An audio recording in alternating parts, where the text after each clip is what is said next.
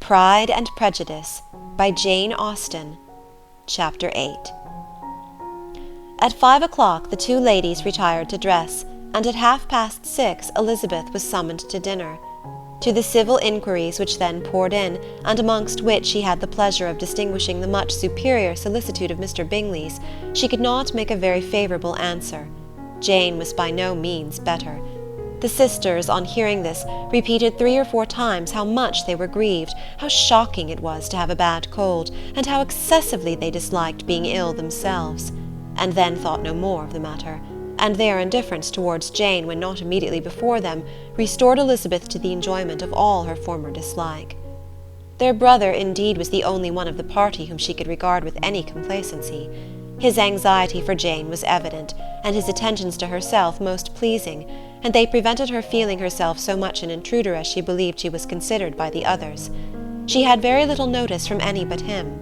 Miss Bingley was engrossed by Mr. Darcy, her sister scarcely less so, and as for Mr. Hurst, by whom Elizabeth sat, he was an indolent man, who lived only to eat, drink, and play at cards, who, when he found her to prefer a plain dish to a ragout, had nothing to say to her.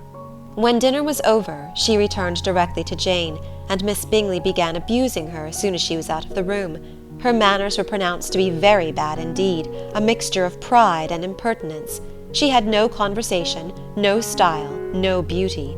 Mrs. Hurst thought the same, and added, "She has nothing, in short, to recommend her, but being an excellent walker. I shall never forget her appearance this morning. She really looked almost wild." "Oh, she did indeed, Louisa. I could hardly keep my countenance. Very nonsensical to come at all. Why must she be scampering about the country because her sister had a cold? Her hair so untidy, so blowsy. Oh, yes, and her petticoat. I hope you saw her petticoat, 6 inches deep in mud, I am absolutely certain, and the gown which had been let down to hide it not doing its office." "Your picture may be very exact, Louisa," said Bingley, "but all this was lost upon me. I thought Miss Elizabeth Bennet looked remarkably well when she came into the room this morning. Her dirty petticoat quite escaped my notice." "You observed it, Mr. Darcy, I am sure," said Miss Bingley, "and I am inclined to think that you would not wish to see your sister make such an exhibition." "Certainly not." "To walk 3 miles, or 4 miles, or 5 miles, whatever it is, above her ankles in dirt, and alone, quite alone. What could she mean by it? It seems to me to show an abominable sort of conceited independence, a most country town indifference to decorum." "It shows an affection for her sister that is very pleasing," said Bingley. "I am afraid, Mr. Darcy," observed Miss Bingley in a half-whisper, "that this adventure has rather affected your admiration of her fine eyes." "Not at all," he replied. "They were brightened by the exercise." A short pause followed this speech, and Mrs. Hurst began again. "I have an excessive regard for Miss Jane Bennet. She is really a very sweet girl, and I wish with all my heart she were well settled. But with such a father and mother, and such low connections, I am afraid there is no chance of it." "I think I have heard you say that their uncle is an attorney on Meryton." "Yes, and they have another, who lives somewhere near Cheapside." "That is capital," added her sister, and they both laughed heartily. "If they had uncles enough to fill all Cheapside," cried Bingley, "it would not make them one jot less agreeable." "But it must very materially lessen their chances of marrying men of any consideration in the world," replied Darcy. To this speech Bingley made no answer, but his sisters gave it their hearty assent, and indulged their mirth for some time at the expense of their dear friend's vulgar relations. With a renewal of tenderness, however, they returned to her room on leaving the dining-parlour, and sat with her till summoned to coffee. She was still very poorly, and Elizabeth would not quit her at all, till late in the evening, when she had the comfort of seeing her asleep, and when it seemed to her rather right than pleasant that she should go downstairs herself. On entering the drawing-room she found the whole party at loo, and was immediately invited to join them.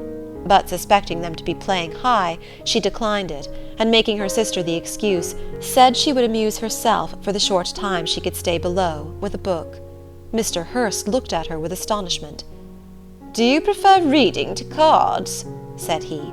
"That is rather singular." "Miss Eliza Bennet," said Miss Bingley, "despises cards. She is a great reader, and has no pleasure in anything else." "I deserve neither such praise nor such censure," cried Elizabeth. "I am not a great reader, and I have pleasure in many things." "In nursing your sister I am sure you have pleasure," said Bingley, "and I hope it will soon be increased by seeing her quite well." Elizabeth thanked him from her heart, and then walked towards the table where a few books were lying. He immediately offered to fetch her others, all that his library afforded. "And I wish my collection were larger for your benefit and my own credit. But I am an idle fellow, and though I have not many, I have more than I ever looked into." Elizabeth assured him that she could suit herself perfectly with those in the room. "I am astonished," said Miss Bingley, "that my father should have left so small a collection of books.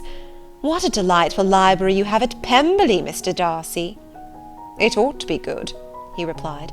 "It has been the work of many generations." "And then you have added so much to it yourself. You are always buying books." "I cannot comprehend the neglect of a family library in such days as these." "Neglect! I am sure you neglect nothing that can add to the beauties of that noble place. Charles, when you build your house, I wish it may be half as delightful as Pemberley." "I wish it may." "But I would really advise you to make your purchase in that neighbourhood, and take Pemberley for a kind of model. There is not a finer county in England than Derbyshire." "With all my heart. I will buy Pemberley itself, if Darcy will sell it." "I am talking of possibilities, Charles." "Upon my word, Caroline, I should think it more possible to get Pemberley by purchase than by imitation."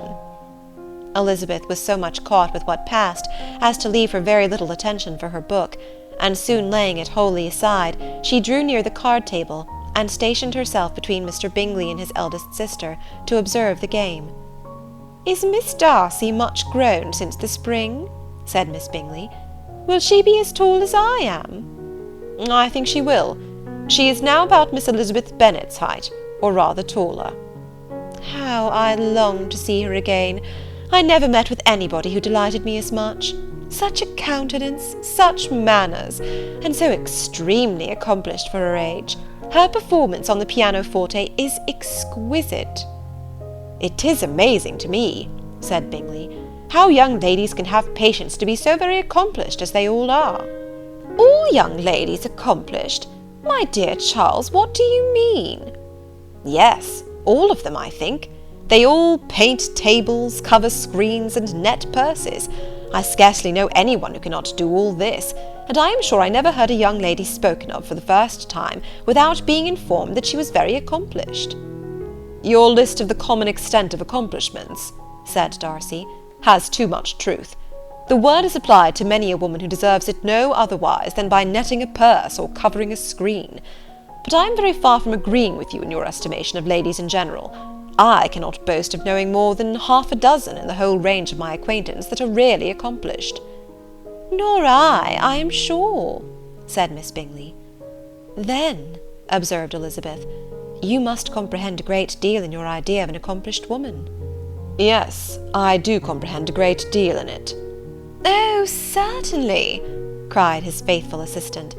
"No one can really be esteemed accomplished who does not greatly surpass what is usually met with. A woman must have a thorough knowledge of music, singing, drawing, dancing, and the modern languages, to deserve the word.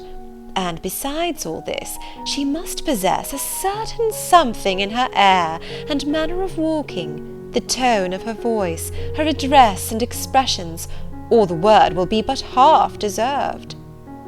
"All this she must possess," added Darcy, "and to all this she must yet add something more substantial, in the improvement of her mind by extensive reading." "I am no longer surprised at your knowing only 6 accomplished women.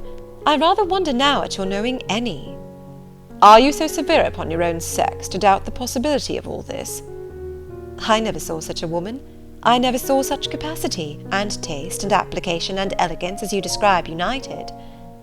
Mrs. Hurst and Miss Bingley both cried out against the injustice of her implied doubt, and were both protesting that they knew many women who answered this description, when Mr. Hurst called them to order, with bitter complaints of their inattention to what was going forward. As all conversation was thereby at an end, Elizabeth soon afterwards left the room. "Elizabeth Bennet," said Miss Bingley, when the door was closed on her, "is one of those young ladies who seek to recommend themselves to the other sex by undervaluing their own, and with many men, I dare say, it succeeds. But in my opinion, it is a paltry device, a very mean art." "Undoubtedly," replied Darcy, to whom this remark was chiefly addressed. "There is a meanness in all the arts which ladies sometimes condescend to employ for captivation. Whatever bears affinity to cunning is despicable." Miss Bingley was not so entirely satisfied with this reply as to continue the subject. Elizabeth joined them again, only to say that her sister was worse, and that she could not leave her. Bingley urged Mr. Jones being sent for immediately, while his sisters, convinced that no country advice could be of any service, recommended an express to town for one of the most eminent physicians. This she would not hear of, but she was not so unwilling to comply with their brother's proposal, and it was settled that Mr. Jones should be sent for early in the morning, if Miss Bennet were not decidedly better. Bingley was quite uncomfortable. His sisters declared that they were miserable. They solaced their wretchedness, however, by duets after supper, while he could find no better relief to his feelings than by giving his housekeeper directions that every attention might be paid to the sick lady and her sister. End of Chapter 8.